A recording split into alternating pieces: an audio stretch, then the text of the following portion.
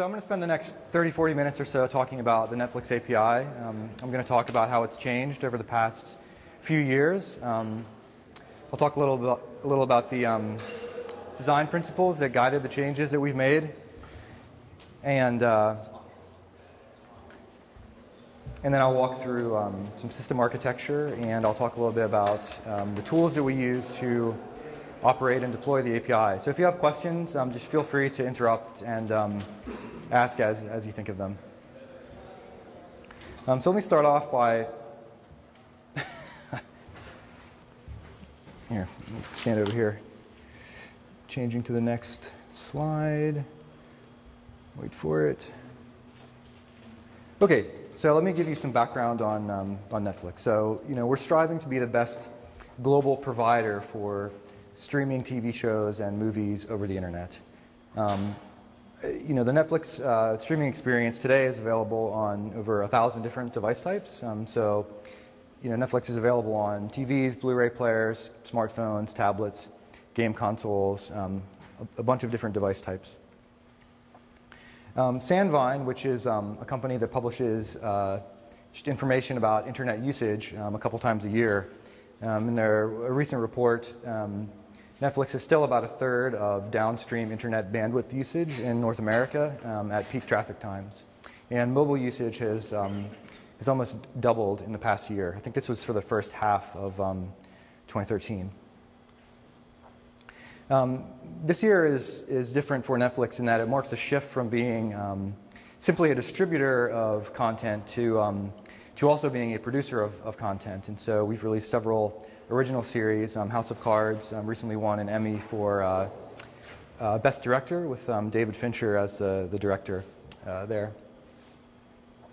And so if you look at service availability from a global perspective, Netflix is used by almost 38 million people in over 40 countries around the world. And the role that the API plays in the streaming service is it's sort of this system that sits in between devices and what we call mid-tier services. And so, we kind of think about the API as being in the center of this hourglass model. And so, on one side, you have all of these different devices, and on the other side, you have these kind of specialized services that provide very kind of narrow slices of functionality. And we call these mid-tier services because they're not internet accessible. So a device can't connect directly to, if you can't see the slide, there's a box on the bottom here that says Instant Queue. And so there's a service specifically running just to manage a user's queue. And so devices have to get to that functionality through the API. And so the role that the API plays is it's connecting all of these devices to this range of functionality provided through these mid-tier services. And so it's enabling development of the user experience across these different device platforms, and it's also insulating devices from mid-tier service failures. And so if there's a failure in one of 30 different services that the API is connected to, you don't want that service failure to kind of cascade into the API and compromise the availability of the system overall. But that's not always the role that the API has had for Netflix. So in 2008, the API was launched as a public API, and the idea was to kind of encourage development from this outside developer community. And so, we kind of talked about the API as supporting this 1,000 flowers model, where you put this functionality out there, and then you see what people do with it. And we chose to expose the API as this RESTful model, and RESTful APIs are really great because they enable interoperability. So if you have two different systems and they're written in entirely different technology platforms, if they have HTTP clients and they can speak HTTP and work with JSON objects and XML and stuff like that, they can interoperate. They don't have to know that one system is PHP and the other system is Java-based. And so we exposed resources like kind of domain objects. You have users and you have ratings, things like that. So looking at some URL paths here, you have like this /catalog as a top-level path, and underneath catalog you have titles, and under titles you have movies and series, and under series you have episodes. under the user's top-level path, you have a lists resource that gives personalized recommendations for a particular user. Title states, which is the state of a title relative to the context of a specific user. And so a very logical kind of resource structuring. And then we started growing this streaming business. And so in 2008, the same year that the public API launched, the first streaming device also launched, which was a Roku box. And then from there, you had Xbox was the first game console to launch, and you have the PS3 and Wii, which were initially shipped as discs that you had to put into the console. And so you kind of look at this timeline of releases, and from 2008 to today, you have lots of different devices, and you have lots of variety across all of these platforms. And so when you look at API usage today, the amount of traffic that's coming in from third-party developed apps is around 0.3% of overall API traffic. And so the focus for us is clearly on helping to grow the streaming business. And so, we're using this kind of RESTful, resource-based API, and this is an example of, this is showing API requests, the number of API requests that it takes to launch the Netflix experience on a particular type of device. And so you can see that the device starts off by making a call to get some config data, then it gets some metadata about the user, and then it gets instant queue information, and then it gets a list of personalized movies, and then there's a call to get, for each row, there's a call to fill out the titles in a row. And so you have 30 discrete HTTP requests to render a home screen on this particular device. And that doesn't even count the JavaScript and CSS and all of the images that are loaded, the box art from CDNs. And so when you look at that type of resource model and you look at the devices that we're supporting, one way that the devices vary is they have very different interaction models. And so with the Xbox, you have Kinect, you have Wii pointer remotes, you have game console controllers. And then, of course, probably the worst devices out there for data entry, you've got your TV remote. And then you also have different form factors. And so, the user experience that makes sense on a 60-inch television isn't necessarily going to make sense for a 5-inch smartphone screen. Netflix, like a lot of companies doing internet software, consumer-facing internet software, A/B testing is a big part of what we do and how we learn what features are beneficial to roll out to the entire subscriber base. And so, when you add A/B tests into the picture, you not only have variation across device platforms and form factors, interaction models, technical limitations, capabilities, things like that. You have variation within a single platform due to A/B testing. And so to address this and kind of help the API grow, we sort of started bolting this functionality onto the resource-based model. And so you could use these things, call them expands, and you could tack an expand onto an API request, and it would trigger different behavior or give you different data in the response. And it just became a real kind of maintenance problem and challenge because you have all of these different resources, and they support different versions of expands, and every time there's a new A/B test, you're kind of tweaking something. And the resource-based API was kind of crumbling under its own weight. And so in order to support the continued growth of the streaming business, we knew we needed to make some changes to the API. And so what we decided is we wanted to move from modeling resources like users and ratings and titles to modeling experiences. So rather than /catalog and a bunch of stuff under there and /users, well, what about /TV home or PS3 home? And so rather than modeling these kind of domain objects, we wanted to enable sort of create the system that enabled modeling experiences and screens.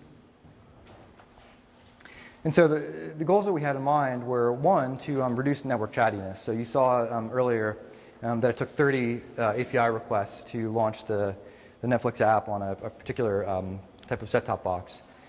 So, can we reduce the number of calls that a device has to make over the wide area network?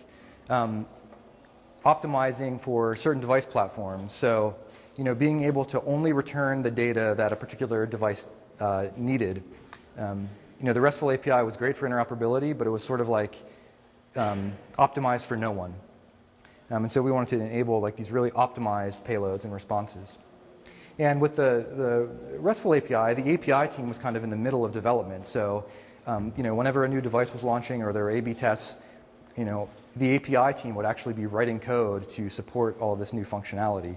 So, is there a way that we can kind of distribute the development and enable UI teams to do their own development without relying so much on the API team for customizations across platforms?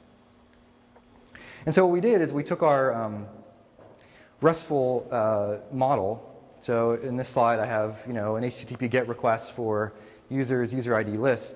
We shifted that model to the server side, and we just turned it into a Java API. So rather than having to make this GET request over the internet, you could just call a method on this object. I have it called API Gateway here, and you have a GET list method, and you pass in a user ID, and you kind of get the same data back out.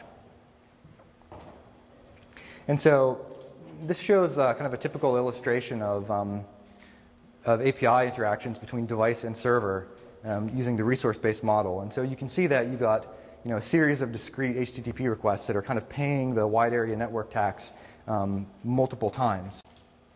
But we wanted to shift to a model that looks more like this, where rather than 30 requests, you make one request, and you pay that WAN tax once, and you push the data assembly logic to the server side, where you can take advantage of lower latencies within the local area network, which in our case is AWS. And so to do this, we decided to add a server-side scripting capability.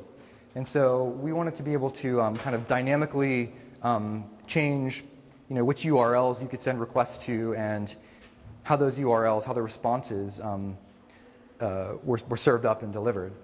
And we wanted to enable, the reason we went with the server-side scripting capability was that does enable independent development. So we could sort of distribute development between UI engineering teams and the API team. And it also supported device optimization. So really kind of tailored payloads for specific device types. And so I'll just kind of walk you through the flow here. So imagine there's we've got a TV here, and it makes a call to this /TV home endpoint. And this endpoint today we support Groovy.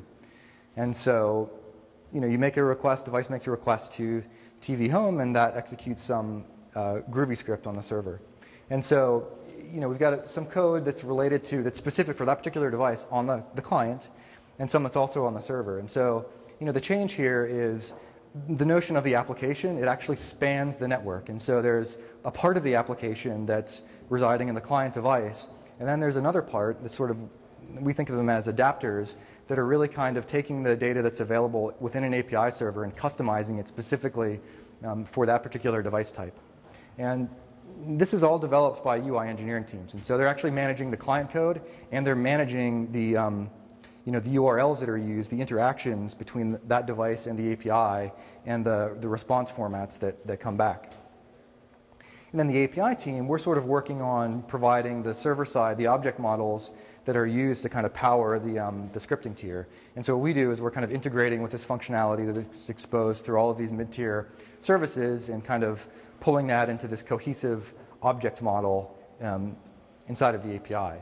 And so this slide expands the API box, and it kind of shows some key components within an API server. And so in the middle, there's a thin layer, which we call our Java service layer. And so this is what used to be exposed over the RESTful API. All of that functionality in that object model has moved into this Java service layer. And sitting behind it is a software system that we use called Hystrix, which we use for fault isolation. And so it helps us kind of gracefully respond to quality of service degradations in mid-tier services and serve up degraded or fallback responses. On top of the service layer, we have a library called RxJava, which sort of supports this asynchronous event-based programming. And that's what it's exposing service layer functionality that then these script authors use to create scripts for their device platforms. So now sort of taking a further step back, the API backend is really, it's one part of a larger system. And so this kind of shows what the API looks like overall within AWS today. And so if you, if you're a developer and you have a terminal on your machine and you pull up your terminal and you do a dig on api.netflix.com, let's say, you'll get back a DNS CNAME record to an Amazon ELB hostname. And so the first system that you hit when you make an API request is an Amazon Elastic Load Balancer. And then from there, the request will get forwarded into the system called Zool, which we developed, and it enables sort of very flexible traffic management. And so that's really the first kind of Netflix technology that you hit when a request comes into the system.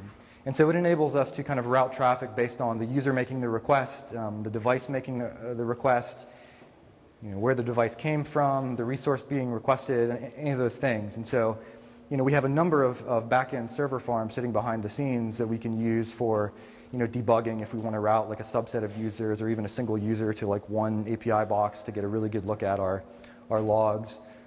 Or we might have a cluster running new code and we want to kind of test it out on a subset of traffic. I'll talk about that a little bit more later. And then we of course have a pretty large primary farm that's handling the majority of traffic. And then the scriptable backend is what's aggregating functionality across all the mid-tier service-oriented architecture. And so there are a number of open source components that are available that we use. So Zool, which you saw as the kind of entry point there, we use for traffic management, dynamically routing requests. So it also has a groovy kind of scripting tier that we can kind of plug into dynamically. RxJava, event-based programming, and Hystrix, which provides real-time monitoring capabilities, and it implements resilience patterns like circuit breaker, which is if there's a service that you're talking to and it stops responding, then you just stop calling it for a while, and then you sort of let a tracer through, and if that tracer succeeds, then you kind of close the circuit and let traffic start flowing again. And there's a number of other open source systems that we've released over the past year. So it's all out there on GitHub if you want to check any of it out. So to run all this stuff, you actually you need a lot of tools to understand what the system is actually doing. And so let me kind of walk you through how the scripting piece works. So we store all of our scripts in Cassandra. And so we have some command line tools that UI teams use to upload scripts into Cassandra. And so you'll have a Groovy script, and you kind of you associate your Groovy script with a URL path, and then that gets uploaded into Cassandra. And then there's a separate step to actually activate the script. And so before it's activated, you can kind of use some query parameters to cause the script to execute, but it's not going to be taking any live traffic until it's activated. When you activate the script, all of our API servers are periodically checking Cassandra, and they're looking for new active scripts. And when they find a new script that's been activated, they download it, they pull it down from Cassandra, and they compile it. And at that point, a device might make an HTTP request to /script, and that gets executed on the back end, and then you can just kind of repeat that process to make updates to the script moving forward, all without ever having to touch any of the code that's running in an API or scriptable backend. We have a dashboard. This shows sort of scripts by groups, and so basically we use the top level path, the first level path, as a namespace. And so each team kind of gets their own namespace based on that top level path. And so you can see the number of endpoints for each endpoint group.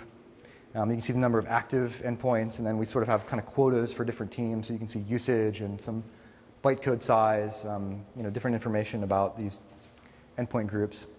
And then we track activity. So it's useful to know when scripts are updated, when they're uploaded, when they're activated, and so we can kind of go to this dashboard and see who did what when, which is useful for diagnosing problems.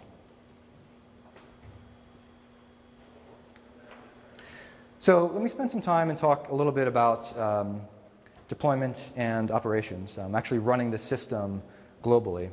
Today we're running Netflix in 3 AWS regions. And so for European markets, we run out of the AWS EU West region, which is a big data center in Ireland.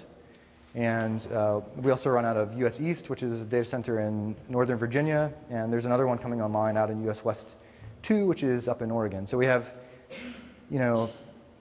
multiple systems running across multiple clusters, running across multiple regions. And so, it's a challenge supporting all of that infrastructure.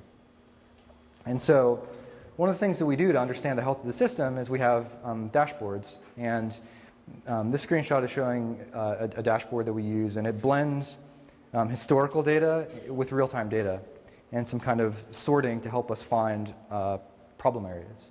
And so on the left side of this graph, you can see over a 24-hour time period, you can see requests to our API cluster in total, and it's broken out by HTTP status code. And so the green line is 2XX, the blue line are redirects, and the red line showing 500 responses. On the right side, you can see 2 columns. One is labeled dependencies, the other is labeled endpoints. And dependencies is showing Hystrix commands, and so these are interactions with mid-tier services. And so it's showing us sort of like successful calls and error percentages. The circles encode call volume and health, and so size of circle means more traffic, and color of circle indicates health. And so as error rates go up, the kind of green transitions to red. And this thing updates every couple of seconds, and it's constantly redrawing. And the columns are sorted by error rate and then volume. And so if something's failing, it just bubbles to the top. And so you basically just have to kind of load this graph, and if something goes wrong, there's a good chance that it's just going to show up here without you doing anything. And so it makes it a lot easier to, when something does go wrong, identify what's going wrong and then escalate that to the right team. We have some tools that let us look at traffic in real time as it's flowing through our Zool routing tier. And so we have this sort of kind of distributed grep tail functionality. And so in this example, you can see that there's sort of a little command line script, and you execute it, and it takes a query. And you can kind of filter based on any attributes of a request or response. And so in this example, I'm looking for requests that are from PS3s in Mexico. And so, if you wanted to, you could say, well, show me requests from PS3s in Mexico where an HTTP 500 status was returned. And you hit enter, and you just get this big stream of data that matches coming down to your terminal. And so each API server, each Zool server in this case, receives the query, and then it starts looking for requests or responses that match the query. And as there are matches, it just sort of streams that data down to an aggregating tier that collects the matches from all of the Zool servers and then streams that down to the terminal so you can see it. And so you can see things here like, let's see if I can get over here. Timestamp, country of origin, HTTP status code, region where that's actually the availability zone where the request was handled. This is an Amazon EC2 instance ID, so this tells me the server instance of the Zool proxy that handled the request. This is the API backend ID of the backend server that handled the request, environment. This is an electronic serial number, time it took to generate the response, host name, and all this stuff. So it's a very useful tool for us to get insights into what's happening right now in the system. And so the general concept here is with the kind of dynamic sort by error rate and then call volume is like, go for the haystack handing you the needle. You don't want to have to go look through this mountain of data to find something if you can just have it handed to you. And if you can't do that, you at least want tools that help you make smaller haystacks. So this is like, well, I generally know something's wrong with PS3s, and I think it's in the Latin American market, so let me just look at traffic from PS3s in Mexico. And so that's the idea of kind of making these smaller haystacks. So this is a picture of a Canary, and when we have new code that we want to put in production, one of the kind of primary techniques that we use is the notion of this Canary server. And so what a Canary is you basically like run a small percentage of your traffic on the new code, and you see how it does. And so this is like after the code has kind of gone through your continuous integration flow, and you've run automated tests, and everything's looking good. It's you've kind of gone through some basic quality gates, and you're at the point where you're pretty confident, but you don't want to just deploy it globally everywhere. You kind of want to run it at a small scale for a while and see how it does, and then gradually expand the deployment of the new code. And so what we do is we'll deploy our new code. So we have, for each release that we do, we get an Amazon machine image, a unique Amazon machine image, and our WAR file is kind of bundled up inside of this AMI. And we have our Canary AMI, which I have as AMI 456 in this case, and we compare it against our baseline, AMI 123. And we basically just look at a bunch of metrics between the Canary and the baseline, 2xx, 4xx, 5xx, latency, busy threads, load, a bunch of them, and we see if they roughly match. And so for every new release, we generate a confidence score for the Canary. And so this looks at, I don't know, 1,500-ish metrics, and it kind of generates this score. And if you score high enough, then we're pretty confident that you can push that code into production without a catastrophic failure, without the entire thing going down. And so, there's a report. In addition to the confidence score, there's this kind of report that gets generated, and we kind of render the entire metric space into this grid. And it's sort of this, the idea is that you can kind of, get a sense for how good or bad the Canary is just by scanning this thing. And so, the more important metrics are in the upper left, and the not so important ones are in the lower right. So if you see red in the upper left, something's probably wrong, and you should go look at what that is. And so as you mouse over, each cell in the grid, there's a little table, and it shows you the metric and the value between the Canary and the baseline. So the idea here is that, again, like you don't want to have to go sifting through this mountain of data by hand if 5xx rates go up on your Canary. You want to try and figure out, well, like what changed? And this kind of helps guide diagnostics efforts more efficiently than we were able to before we had this.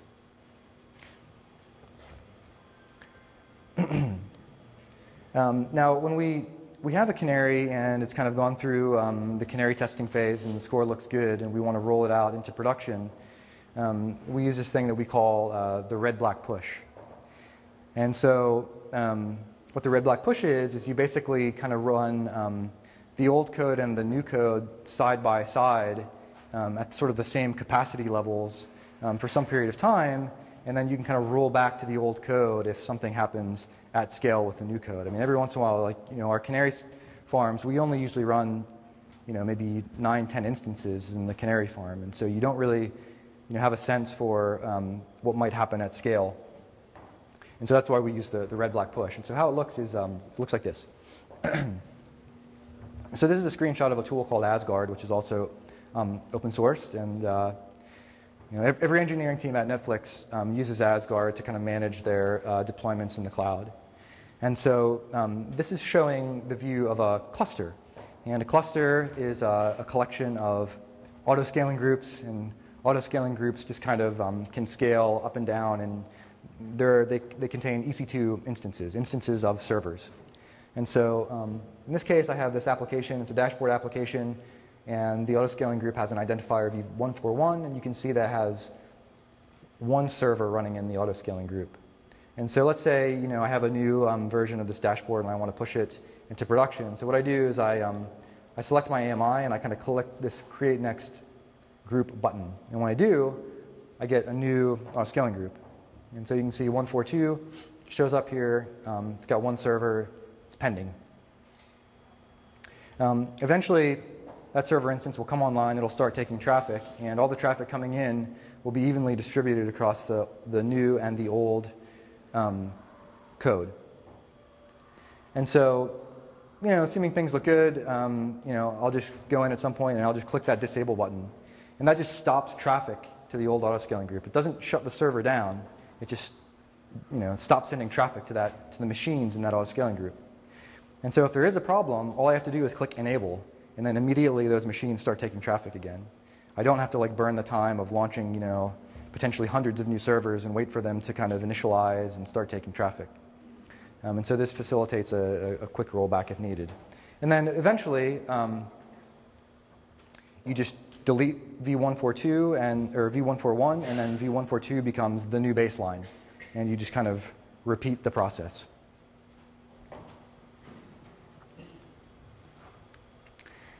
Now, doing that by hand for multiple clusters and multiple regions is not fun.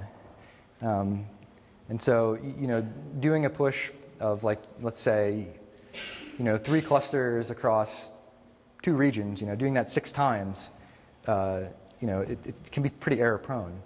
And when you are doing this live in production, you have to be aware of server counts. And so when you bring up your new autoscaling groups, you need to have enough capacity to handle current traffic, but then it takes 20 minutes or so to get all your servers online, so you need more than the capacity of the old autoscaling group. And so there's some arithmetic that you need to do to figure out how many servers to bring up in the new autoscaling group. And so anyway, we just figured we've got to automate this because it's just too labor intensive and error prone if we're doing this by hand multiple times a week. And so we kind of built this tool that lets us put a Jenkins build into it or an AMI, and then you can click a schedule button. And then we have software that's coded to be aware of peak traffic times in different markets. And so it knows who's scheduled to push, and it knows about these peak traffic times, and then it just starts pushing around peak traffic times. And so you can kind of see the cluster, and you can see the username of the person who scheduled the push. You can see the AMI ID that was being deployed, and you can see when it happened. And of course, you want to automate rollbacks too. If you push code out into 2 regions, a bunch of clusters, and you decide that you need to roll it back, you don't want to have to do that by hand.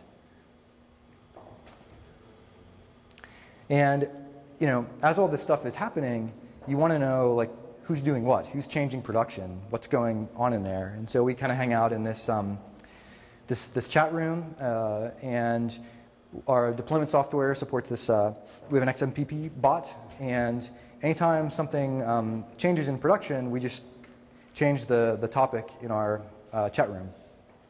And so, it's something very similar to what you saw in the dashboard a little bit ago. So you can see user ID, AMI, this basically means the cluster and the time that it happened. So, everyone's kind of hanging out there during the day while they're doing their work, and so you just kind of see what's going on in production all the time. And so this is all about kind of operational awareness. If you have a system where anyone can push code into production at any time, you want everyone to know what's actually happening. And then, finally, this is sort of, more on the kind of insights piece. We want to be able to quickly see the status of all clusters in a region. And so this is showing all the auto-scaling groups that we have running. And so what you can see here is you can see the cluster, you can see the AMI that's running, and then you can see these auto-scaling groups, and the traffic light is green or red, and that means it's either taking traffic or not. So you can very quickly kind of scan this and excuse me, see how many versions of different versions of software you have running, and whether or not auto-scaling groups are taking traffic. You can see when things happened, how many instances are in those auto-scaling groups, and stuff like that. So really helpful to kind of get a snapshot view into the state of the system. And so, in the end, we kind of moved from this very fine-grained, resource-based API model to a system that's really, it's like an API for creating APIs. I mean, right now, UI teams, they control the URL space. They control all the URLs that their devices will make to the API. They control the response formats that come back. And so, it enables optimizing the network interactions. It enables optimizing the response formats that come back by device type. We've distributed development, so it's a more agile development model than it was previously, rather than having to go through the API team to do customizations via the expands that I talked about earlier, kind of like bolting this functionality on. UI teams can do a lot of this work all on their own. And then, to make this stuff really work and support a global cloud infrastructure, you need a lot of automation, and you need to understand what the system is actually doing. If you can't see what your system is doing, you're going to have a lot of pain actually supporting it. And so, you know, none of this stuff is easy. You know, even with the best tools, you know, software is really hard. And so we're kind of always looking at what's hard and just trying to make it better. And it's totally a work in progress. And that's what I have. If any of this sounds interesting to you guys, we're always looking for engineers. Let me know. And you know, if anyone has questions, I'll take a few now.